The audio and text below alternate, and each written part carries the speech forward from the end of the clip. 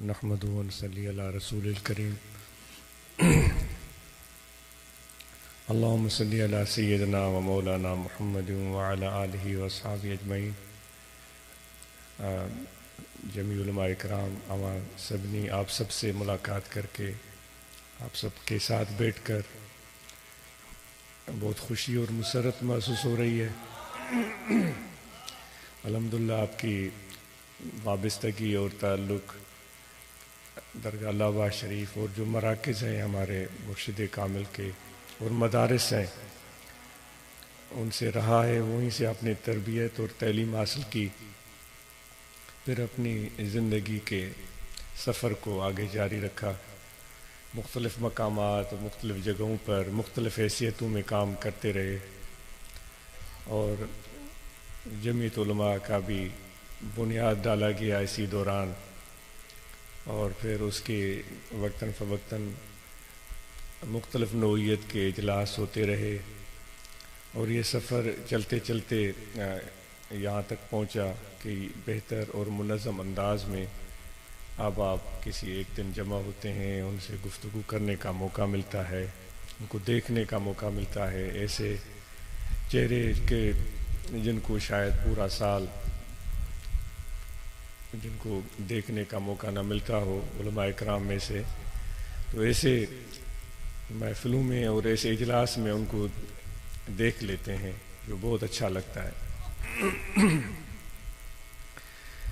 اور اسی سلسلے میں یہ بھی بڑی اچھی بات ہے کہ منظم طریقے سے کام، جو رپورٹ جمعیت علماء طاہریہ صوبہ سندھ انہوں نے بتائی، وہ بھی سننے کا موقع ملا، جو انہوں نے باہمی تعلق اور رابطہ رکھا ہوا ہے وہ سننے کا موقع ملا، پھر جو انہوں نے فلاحی کام کیے ہیں اس کا تذکرہ ہوا، جو برانچز کی تعداد ہے یا جو ضلع ہیں ان کی معلومات ملی، اور ساتھ میں یہ بھی کہ وہ کیا کچھ کر رہے ہیں، کسی حد تک ایک آدھ الفاظ اس کے متعلق بھی سننے کو مل گیا۔ مرکزی حوالے سے بھی بڑی اچھی رپورٹ سنائی گئی، ان کے جو ایک نیٹ ورک ہے پنجاب میں، سندھ میں، بلوچستان میں یا دیگر صوبوں میں، اس کا تذکرہ ہوا، اور اس کی کچھ جھلکیاں سننے کو میسر ہوئیں۔ معذرت ہے، تو وہ ایک الحمدللہ اچھی بات تھی۔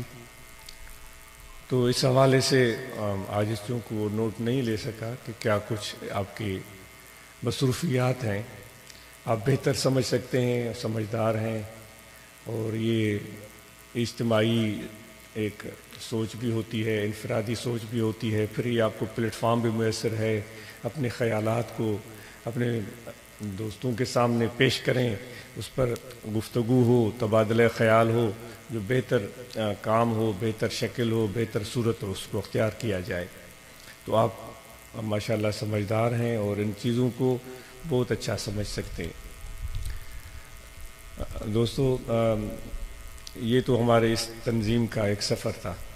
بحیثیت مسلمان ہم نے جو ایک حضور علیہ الصلوۃ والسلام کے امتی کی حیثیت میں جو ہمارا سفر شروع ہوا ہے، وہ تو صدیاں پیچھے سے، اور وہ چلتے چلتے چلتے اس کے اوپر بھی بڑے مراحل آئے ہوں گے، اور بڑی سیاسی حکومتیں اور زمانے کی جو اثرات ہیں وہ مرتب ہوتے ہیں، نہ صرف عام مسلمانوں پر بلکہ علماء پر بھی اس کی چیزوں کے اثرات پڑتے ہیں، اور پھر وہ چیزیں جو ضروری ہوتی ہیں وہ بھی روایت کا حصہ بن جاتی ہیں، جو غیر ضروری ہوتی ہیں وہ بھی ہماری روایت کا حصہ بن جاتی ہیں، اور من و عن ہم اس پر عمل کرنا ضروری سمجھتے ہیں۔ اگر اس میں سے کوئی معمولی چیز بھی آگے پیچھے ہو جائے تو ہم چین بجبیوں ہوتے ہیں، پریشان ہوتے ہیں، یہ کیا ہو گیا، یہ کیوں ہوا؟ تو یہ سارے سلسلے ایسے ہی چلتے رہتے ہیں، لیکن ایک بات تو حضور علیہ الصلوۃ والسلام نے واضح فرمائی ہے کہ علماء کا مقام میری امت میں بہت اعلیٰ ہے۔ اب علماء ایک لفظ ہے عالم، جو علم سے لیا گیا ہے، تو کبھی آپ ضرور علم کیا ہے کبھی ڈکشنری کھول کر ضرور اس کی معنی کو یہاں سے واپس جائیں نا، اچھی مستند ڈکشنری ہو. علماء اس کا قرآن مجید میں بھی ذکر آیا ہے، احادیث میں بھی اس کا ذکر آیا ہے، کوئی مستند اچھی ڈکشنری. تو علم کیا ہے؟ کیا وہی علم ہے جس کو ہم سمجھ رہے ہیں کہ بھائی وہ کنز قدوری کافیہ جامی یہ ساری چیزیں ہیں، اور یہاں کچھ اور ہے؟ یہ ہے کیا؟ تو وہ ضرور ایک دفعہ یہ زحمت کیجئے گا، علم ہے کیا، اس کی تعریف توصیف تشریح اور وہ یعنی کہ ایک سطحی انداز میں نہیں، یا اپنی پہلے سے لگی بندی رائے بنی ہوئی ہے کہ بھائی میں تو عالم ہوں، اس میں تو کوئی شک ہی نہیں ہے، یعنی زبان سے نہیں لیکن میرے دل میں یہ میں اپنی بات کر رہا ہوں، میرے اندر میں یہ بات چھپی ہوئی ہے، میں تو ہوں، اس میں تو کوئی شک ہی نہیں، چلو دیکھ لیتے ہیں یہ ڈکشنری والا کیا کہہ رہا ہے. اس طرح نہیں، بالکل ایک نیوٹرل ہو کر درمیانہ انسان بن کر پھر دیکھیں، پھر ہم جائزہ لیں کہ علم ہے کیا. اور پھر ہم جو ہے اپنے آپ کو کچھ کتابیں پڑھنے کے بعد جب عالم کے سراپا میں ڈھل جاتے ہیں، کیا وہ ایک مروجہ لباس ہم زیب تن کرتے ہیں اور کچھ دستار اور کچھ کپڑے، اور پھر ایک مکمل شکل اور صورت میں ہم ڈھل جاتے ہیں، کیا یہ عالم ہوگا، کروائے گا؟ یا عالم کے لیے کچھ اور چیزیں بھی ہونی چاہیے؟ یہ میں اپنے آپ سے بات کر رہا ہوں، آپ کو عرض نہیں کر رہا ہوں، آپ تو سب سمجھدار ہیں اور بہت بہتر ہیں مجھ سے، لیکن چونکہ مجھے کہا گیا کہ بھائی تمہیں بولنا ہے، تو پھر وہ چیز جو ایک دماغ میں آتی ہے وہ عرض کی جا رہی ہے. تو کیا یہ ایک سراپا ہم جو بنا لیتے ہیں، کچھ مخصوص علامتیں سر پر بھی ہوتی ہیں، پھر کندھوں پر بھی ہوتی ہیں جیسے میں نے بھی رکھا ہوا ہے، پھر ہم شلوار بھی ایک خاص انداز میں پہنتے ہیں، کرتا بھی پہنتے ہیں، کیا یہ ایک عالم کی نشانیاں ہیں یا اس کے علاوہ بھی کچھ ہے؟ بندنامہ بھی ہم پڑھتے رہے ہیں بچپن میں، اس میں بھی علم کے بارے میں ذکر کیا ہے فرید الدین عطار نے، شاید سعدی نے بھی کچھ بولا ہو، تو وہ کیا کہتے رہے اور وہ کیا لکھا انہوں نے. تو دوستو، اور پھر حضور علیہ الصلوۃ والسلام کے تصور میں وہ کیا چیز تھی کہ آپ نے فرمایا کہ میرے وارث عالم ہے. اب جو وارث ہم بن بیٹھے ہیں سب، تو کتنی مطابقت ہے وہ حضور علیہ الصلوۃ والسلام کی جو ایک سوچ تھی، ایک فکر تھا، یا جو آپ کا طریقہ تھا، اس سے ہمارے اعمال کتنی مطابقت رکھتے ہیں؟ یہ بھی ایک سوچنے والی بات ہے. آپ نے کبھی خطبے پر بیٹھ کر کسی کے بارے میں وہ جو گفتگو فرمائی ہو وہ کس طرح کی تھی؟ بھائی وارث تو ہم کہلواتے ہیں نا، وہ تو بڑے ماشاءاللہ ترلے سے بولتے ہیں اور کوئی چیلنج نہیں کر سکتا. تو پھر ہم اس ممبر کو بھی کہتے ہیں یہ ممبر رسول ہے، ایسے تو لوگ بھی کہتے ہیں ہاں بھائی. اب ممبر رسول پر بیٹھ گئے اور نبی علیہ الصلوۃ والسلام نے کی یہ بات بھی ہم نے پکڑ لی پورے مضبوطی سے کہ وارث علماء ہیں. تو اب جو اس ممبر رسول پر بیٹھ کر ہم جو بولتے ہیں تو وہ لوگوں کے بارے میں ہی ہوتا ہے. ہم اپنے مقتدیوں کے بارے میں بولتے ہیں، اپنے آس پاس بسنے والے لوگوں کے بارے میں، جو ادھر ادھر ہو رہا ہے، بازار میں ہو رہا ہے، جو لاہور میں ہو رہا ہے، کراچی میں ہو رہا ہے، اس پر بھی ہم اپنا ایک رائے پیش کر رہے ہوتے ہیں.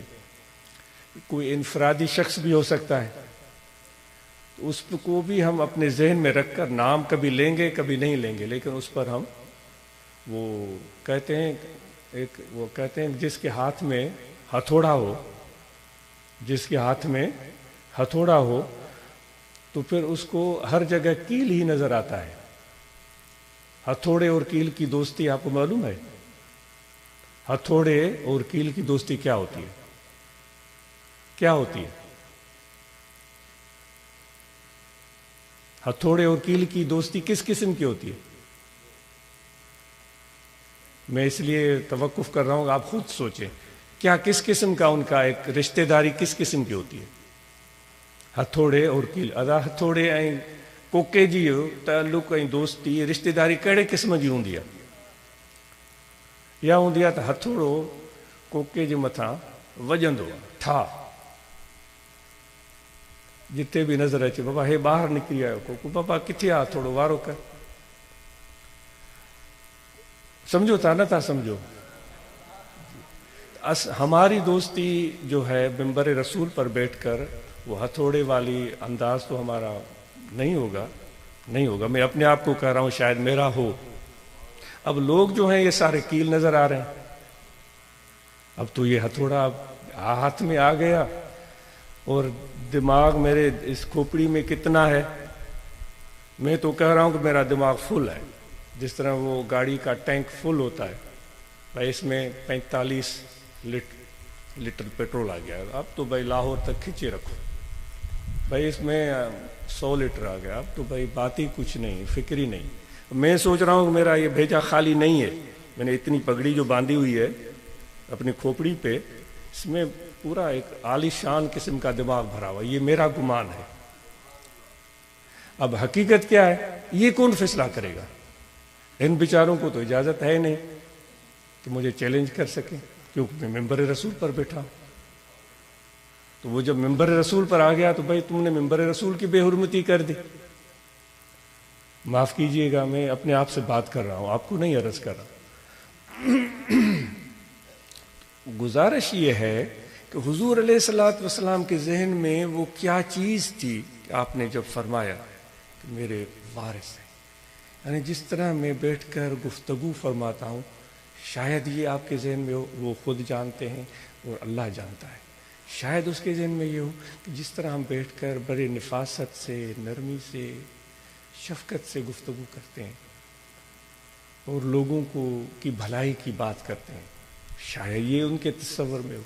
शायद ये तस्वर हो कि जो हम बैठते हैं तो बड़ी मुख्तसर गुफ्तगू करते हैं, इतना लंबा नहीं बोलते। शायद ये तस्वर हो, शायद ये तस्वर हो कि जिस तरह हम माफ़ कर देते हैं उलमा भी ऐसे होंगे। शायद ये तस्वर हो कि जिस तरह हम बेयारो मददगार लोगों की खिदमत करते हैं, हो सकता है। आप खुद सोचे जाए ना, वो आपके ज़हन में क्या आता है। शायद ये तस्वर हो कि जिस तरह हम मेज़बानी मेहमानों की करते हैं, शायद ये तस्वर हो जिस तरह हम हाथों में झाड़ू पकड़ लेते हैं और घर का झाड़ू सफाई का काम हो रहा हो। शायद ये तस्वर हो कि जिस तरह जंगल में जाते हैं, लकड़ियां ले आते हैं। अबुल हसन खरकानी से बू अली सीना मिलने गए थे, तो बू अली सीना सैदी कहता है, शायद आप खुद पढ़कर देखें, बोस्ता में होगा। कहते मैं जब गया मैंने उस शख्स को देखा कि वो दीवार पर बैठा हुआ खुद ईंटें चुन रहा था। हालांकि अबुल हसन खरकानी तो इस सिलसिले के बड़े मशहूर बुजुर्ग गुजरे हैं। कहते मैंने उनको देखा कि वो अपनी दीवार पर चढ़कर ईंटें चुन रहा था। यह है। और हमारे पीर कुरैशी रहमतुल्लाह ताला अलैह से कोई हाथ मिलाता था तो उसके हाथ को टटोलते थे, और फिर वो जब हाथ सख्त होता था तो खुश होते थे कि भाई ये मेहनत करने वाला बंदा है। अब हमारे हाथ की सूरत हाल क्या है, कितना सख्त है और कितना काम किया है, क्योंकि हाथ तो इस्तेमाल किया ही नहीं है, हमने तो सिर्फ जुबान चलाई है और गले को चलाया है। और गला चल चल के वो इतना वो कड़क आवाज़ हो गई है, उसमें एक ख़ास किस्म का पिच है और ले है जो एक तसलसल के साथ यूं फैल जाती है। हमको सुकून मिल जाता है कि भाई इतना, यानी कि ये होगा तस्वर। आपका क्या ख्याल है? हुजूर अलैहिस्सलातु वस्सलाम, कुछ न कुछ तो होगा ना हुजूर अलैहिस्सलातु वस्सलाम के जहन में। ये सोचिए, ये एक और बात आपके जहन में है। ये दो सवाल हो गए। एक तो इल्म की माना देखनी है, मैं भी ज़रूर देखूंगा इंशाअल्लाह। आपने अच्छी तरह डिक्शनरी खोल के चेक करना है कि वो इल्म है क्या, किस बला का नाम है, ये देखने की ज़रूरत है। दूसरी बात ये अर्ज़ की जा रही है, मेरी बात तवील हो रही है, बहुत माजरत है। और अच्छा, तो बस इसको अब ना इस तिवालत की कोई इसकी ज़रूरत नहीं है।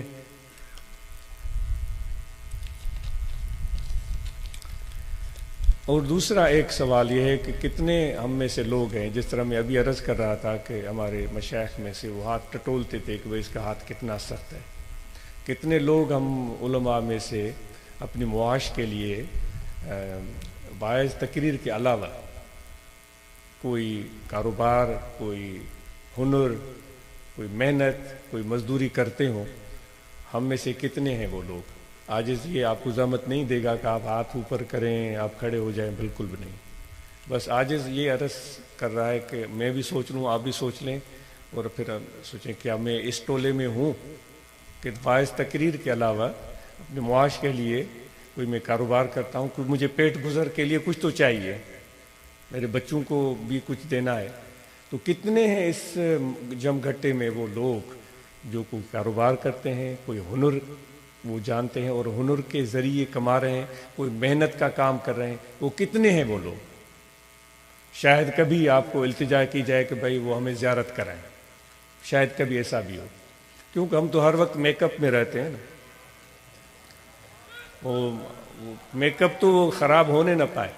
اب جب یہ میک اپ ہر وقت رہے گا تو یہ اگر میں یہاں گٹھڑی رکھوں تو یہ میرے امامہ کا میک اپ تو خراب ہو جائے گا، تو یہ میں کیسے پسند کروں؟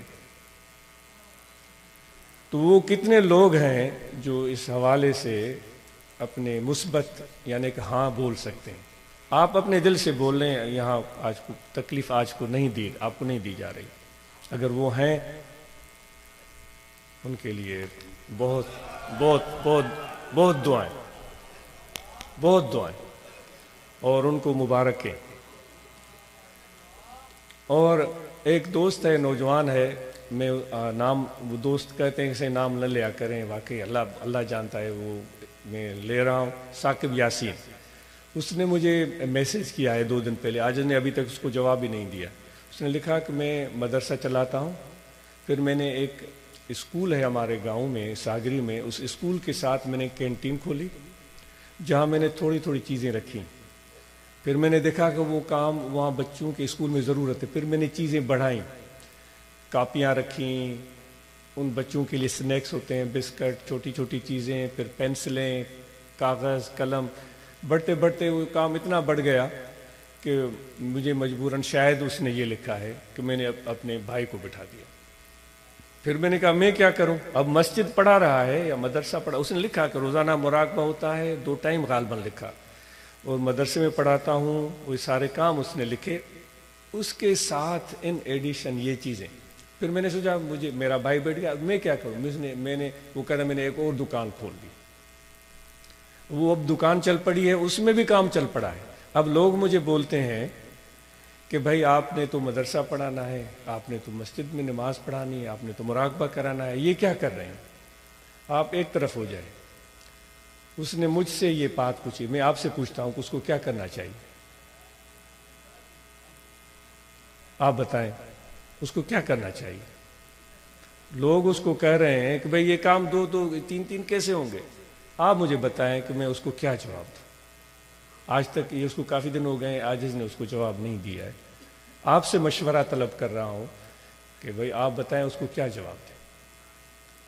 یہ بھی ایک سوچنے کے لیے بات آپ کے حوالے ہے. حضرت علی رضی اللہ تعالیٰ عنہ اپنے زمانے میں، خلافت کے زمانے میں، غالباً بصرہ میں تشریف لائے، صرف اس نیت سے کہ یہاں واعظ اور نصیحت تقریریں کون کرتے ہیں. تو ہر مسجد میں جاتے تھے، پیچھے بیٹھ کر آرام سے اس کا مولوی کا یا واعظ کا تقریر اور قصے سنتے تھے. پھر آپ مایوس ہوئے، کہتے ہیں پتہ نہیں کتنی مسجدیں ہوں گی، بصرہ تھا یا کوفہ تھا، واللہ عالم. یہ آیا علوم الدین نے غزالی رحمۃ اللہ علیہ نے لکھا ہے، آپ دیکھ لیجئے گا. جو واعظین کے لیے انہوں نے الگ سے باب قائم کیا ہے نا، اس میں انہوں نے لکھا ہے. تو ان مساجد میں جو واعظ کرنے والے تھے سب کو انہوں نے منع کر دیا کہ بھائی تم کیا کرتے ہو، کس سے کہانیاں سناتے ہو اور ممبر رسول پر بیٹھے ہو. ان کو منع کر دیا.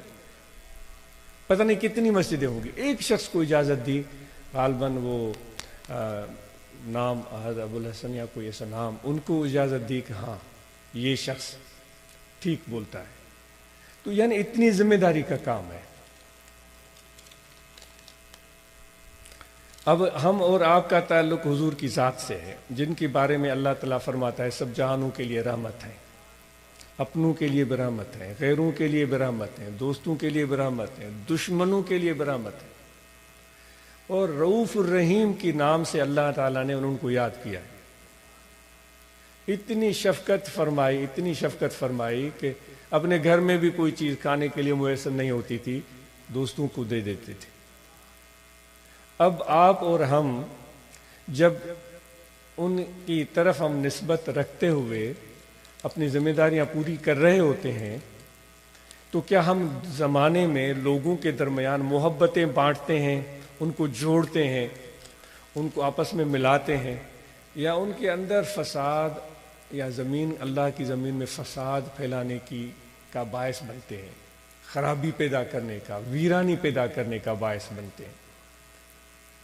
مجھے پتہ نہیں، آج اس کو پتہ نہیں، ایسا اتفاق کم ہوا ہے، کبھی وائز سننے کا کم اتفاق ہوتا ہے۔ تو یہ آپ سوچ لیں، اور جو گفتگو ہم کرتے ہیں اس گفتگو سے لوگوں کے اندر اس کے اثرات کیا مرتب ہوتے ہیں، اس کے فوائد اور ثمرات کیا مرتب ہوتے ہیں۔ مجھے عاجز کو اس کا بالکل احساس ہے کہ عاجز ایک لگے بندی دنیا میں رہتا ہے، وہ اتنے یعنی کہ بازاروں میں، شہروں میں، لوگوں کے پاس، دیہاتوں میں جانا، ملنا، اٹھنا، بیٹھنا، عاجز کی سوچ یا معلومات محدود ہیں۔ آپ جو ہیں وہ اٹھتے ہیں، بیٹھتے ہیں، علماء سے، عوام سے، لوگوں سے، آپ کو مجھ سے بہتر معلومات ہوگی۔ یہ تو بات بہت عام ہے، چونکہ ہم ایک جماعت کا حصہ ہیں، تو جماعت کا حصہ ہوتے ہوئے ہم مرکز کی رہنمائی اور ہدایات کو، یہ ایک تاکیدی بات ہے، اور ہر وقت مد نظر رکھیں کہ جماعت کا طریقہ کار کیا ہے۔ ہم جب اس کا حصہ ہیں تو ہم اس طریقہ کار سے کبھی بھی ہٹنے نہ پائیں۔ لوگوں کو خوش کرنے کے لیے کہ کوئی ایسی گفتگو جو وقتی طور پر ہمیں گرما دے، لوگوں کو جو ہے وہ تڑپا دے، لیکن جو جماعت کا طریقہ کار ہے اس سے وہ متضاد ہو، اس طرح کی بات نہیں کرنی چاہیے، یہ گزارش ہے۔ اور بڑی اچھی بات ہے کہ مساجد میں جب آپ رہتے ہیں تو وہاں بالکل بنیادی ضروری مسائل لوگوں کو بتائیں تاکہ وہ شریعت کے علم سے واقف ہوں، اور ان کو پھنسائیں بھی نہیں، ان کو الجھائیں بھی نہیں، ان کو تنگ بھی نہ کریں، اور طوالت میں بھی نہ جائیں، آسان کر کے ان لوگوں کو بتائیں۔ اللہ تعالیٰ کے حبیب نے فرمایا کہ لوگوں کے لیے آسانیاں پیدا کرو، صلی اللہ علیہ وآلہ وسلم۔ تو اتنا الجھائیں بھی نہیں کہ وہ بیچارے کی وہ مت ماری جائے، وہ تنگ آ جائے، آسان۔ اور اب ضروری نہیں کہ میں رٹا لگاؤں، نمبر 1، نمبر 2، پھر وہ 14 تک چلا گیا، اب وہ 70 سال کا بندہ، 60 سال کا بندہ آ کر بیٹھا ہے، وہ اب 1 بھی 1 کی جگہ پر بتاؤ، 2 بھی 2 کی، 3 کی جگہ، یہ کیا کر رہے ہو؟ تم نے 3 والی پہلے بتائی دو۔ اس طرح بیچاروں کو پریشان نہ کریں، ایک خاکہ ان کے ذہن میں آ جائے گا تو خود بخود وہ چیزیں زیر عمل آ جاتی ہیں۔ آسان کریں، وضو بنانے کا کوئی مشکل ہے ہی نہیں، بڑا آسان سا کام ہے، تو اس کو آسان ہی رہنے دیں۔ اسی طرح نماز پڑھنا کوئی مشکل کام ہے نہیں، بڑا آسان سا کام ہے، اس کو آسان ہی رہنے دیں، تاکہ لوگوں کو سمجھنے میں کوئی دشواری نہ ہو، ان کے ذہن میں شکوک و شبہات پیدا نہ کریں، وہ پہلے ہی پریشان، ان کو اور الجھا دیں، پھر ان کو اور الجھا دیں۔ وہ جس طرح لطیفہ ہے کہ وہ پڑھ کے آیا تھا بچہ، تو اس نے باپ کو دیکھا، وہ ایک طرف منہ کر کے پیشاب کر رہا تھا، اس نے کہا یہ کیا کر رہے ہو؟ اس طرف تو کعبۃ اللہ ہے۔ بیچارہ اٹھا، پھر اس نے دوسری طرف کیا، یہ کیا کر رہے ہو؟ اس طرف تو پیران پیر کا دربار ہے۔ وہ تیسری طرف بیٹھا، اس نے یہ کیا کر رہے ہو؟ یہ تو اپنا مرشد ہے اس طرف۔ پھر چوتھی طرف اس نے رخ کیا، بیچارہ پیشاب کرے، اس بچے کی اس کی بات سنے، اس نے یہ کیا کر رہے ہو؟ اس طرف تو فلاں بزرگ ہیں۔ وہ بیچارہ تنگ آ گیا، وہ تنگ آ گیا، وہ پھر کھڑا ہو گیا اور گھوم بھی رہا ہے، پیشاب بھی کر رہا ہے، وہ کہہ رہا ہے کلاں پیران دی خیر۔ اس طرح لوگوں کو آپ بہتر سمجھتے ہیں، آج اس کو تو اس کا اتنا وہ نہیں ہے۔ تو جب آپ اور ہم ایک عام آدمی کی زندگی بسر کریں گے نا، ہر وقت میک اپ میں رہنے کے بجائے تھوڑا ہم دھکے بھی کھائیں گے، تو ہمیں پتہ چلے گا عام آدمی کی زندگی کتنی کٹھن ہے۔ جو مسجد میں بیچارہ نماز پڑھنے آتا ہے، ہم اس کو تڑی دے دیتے ہیں، بڑا تو جہنم میں بھی دے، بڑا تو جو قبر ہیڑی تھی ویندی۔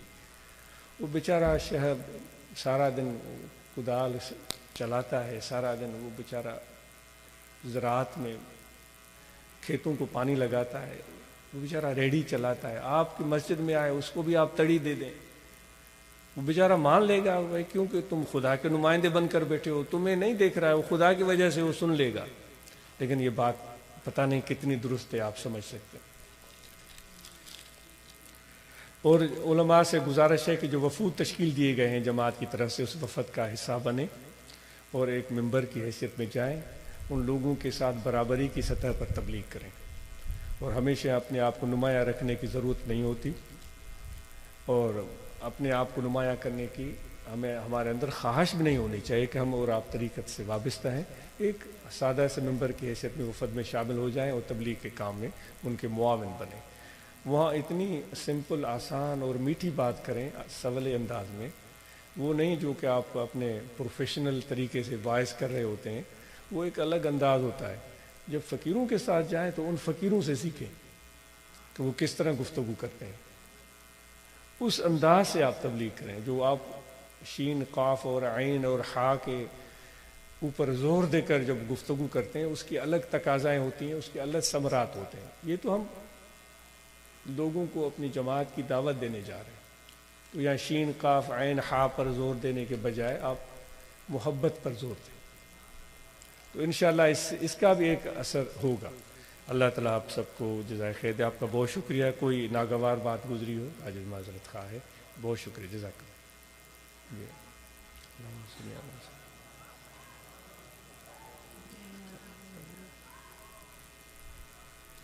صلی اللہ تعالیٰ علیہ محمد و علیہ وسلم۔